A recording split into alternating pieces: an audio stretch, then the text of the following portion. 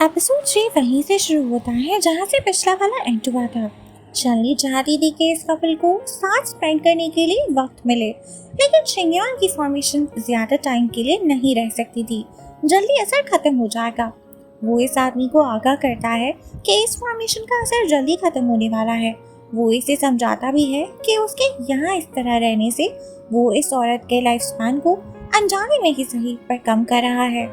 वो यहाँ एक डेकेड से भी ज्यादा वक्त से रहकर ऑलरेडी इस औरत की जिंदगी को छोटा कर चुका है।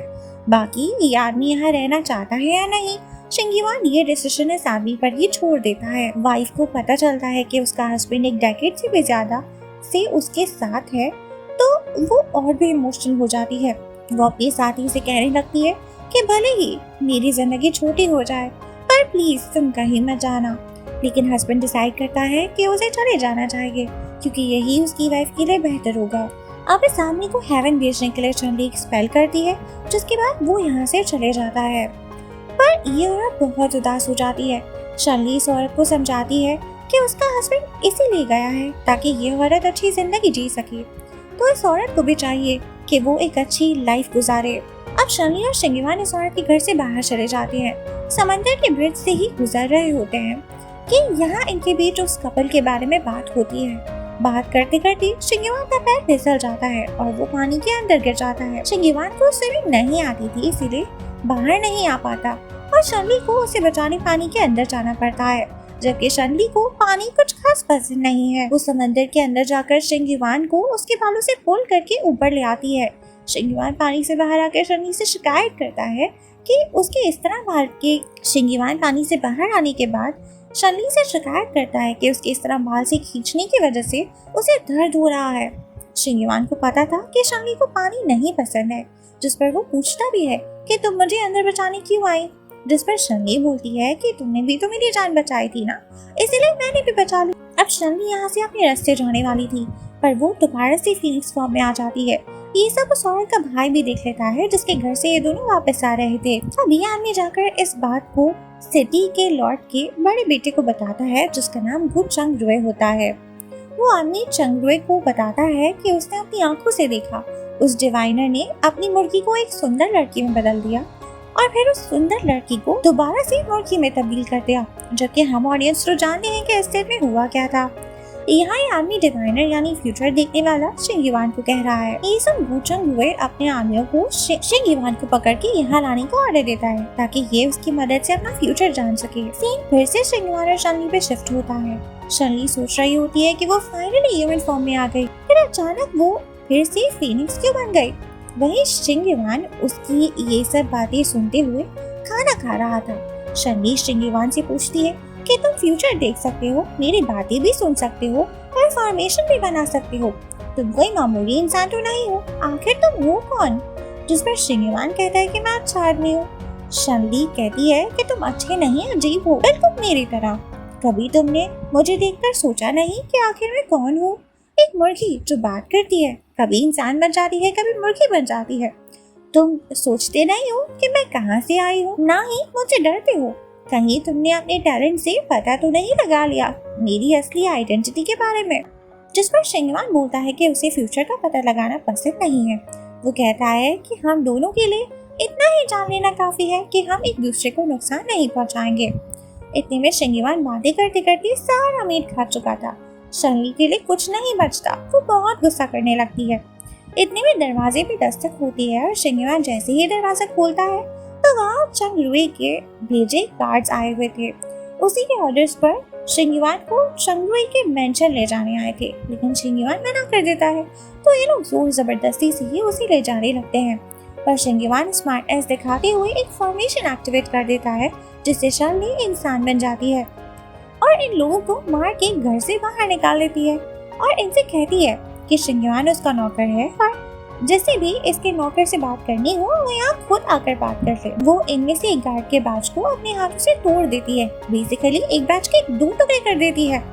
वहीं टूटा हुआ बैच ये गार्ड्स जाकर चंगरुए को दिखाते हैं और बताते हैं कि शिंगयान के साथ जो लड़की रहती है ना वो बहुत पावरफुल है।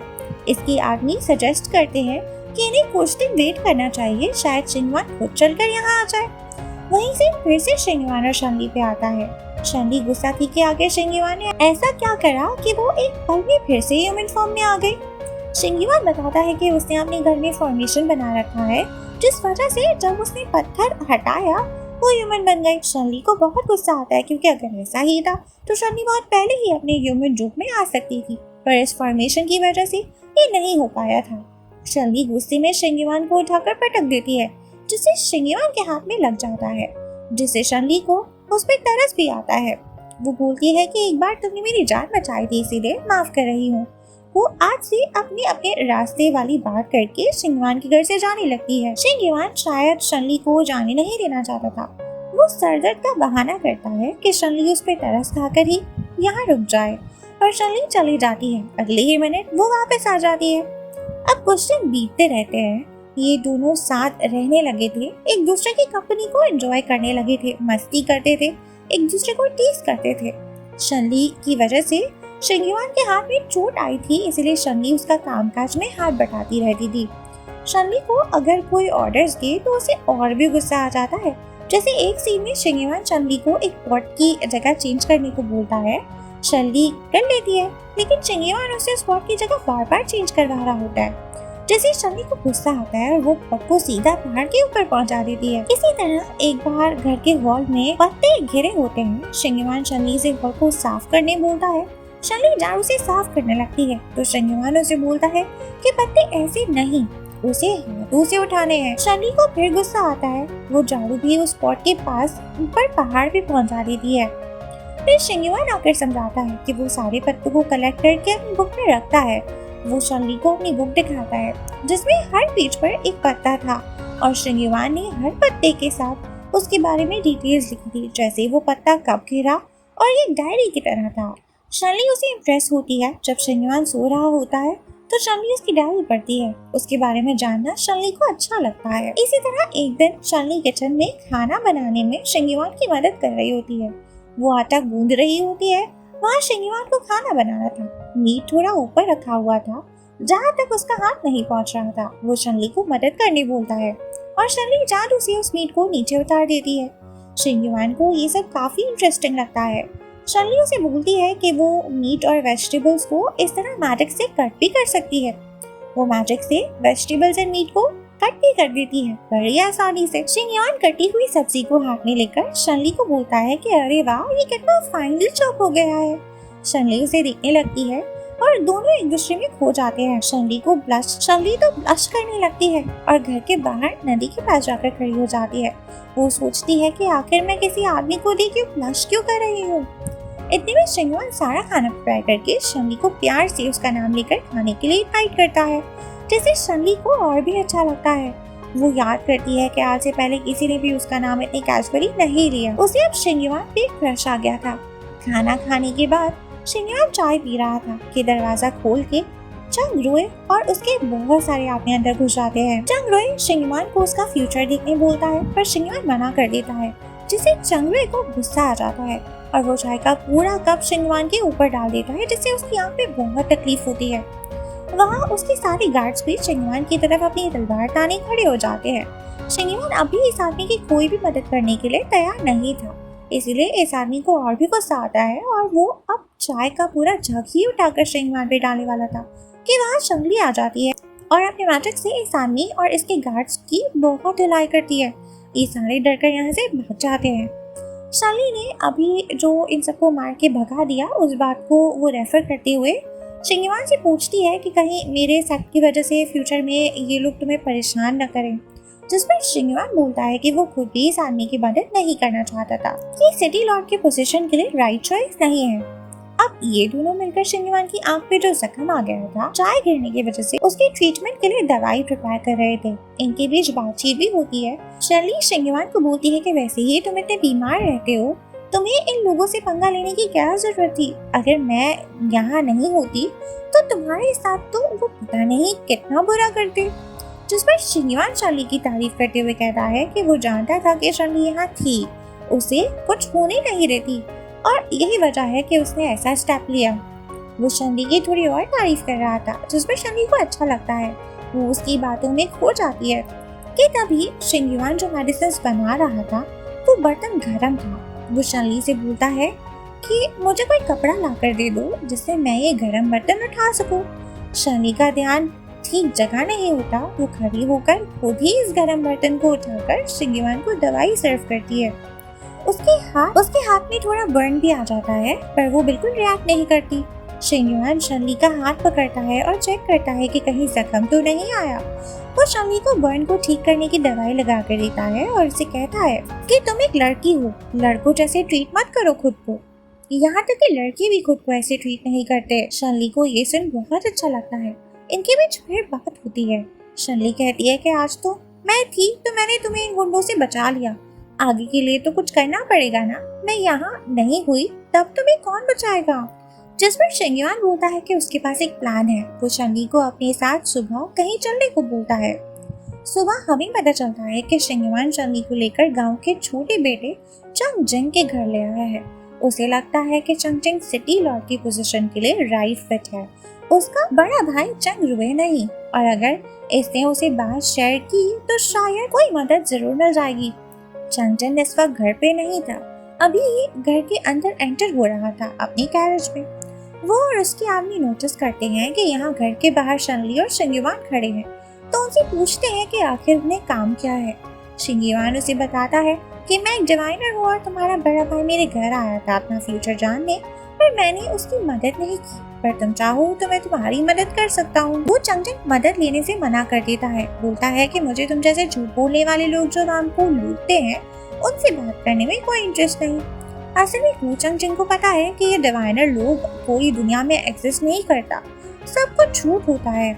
जिस पर शिंगीवान बताता है कि नहीं, तुम मुझे एक स्ट्रेटेजिस्ट बोल सकते हो, मैं अपनी स्ट्रेटजी से तुम्हें जीतने में मदद करूंगा तुम्हारे भाई के खिलाफ। ये जान गो चंग जिंग लोगों को घर के अंदर बुला लेता है।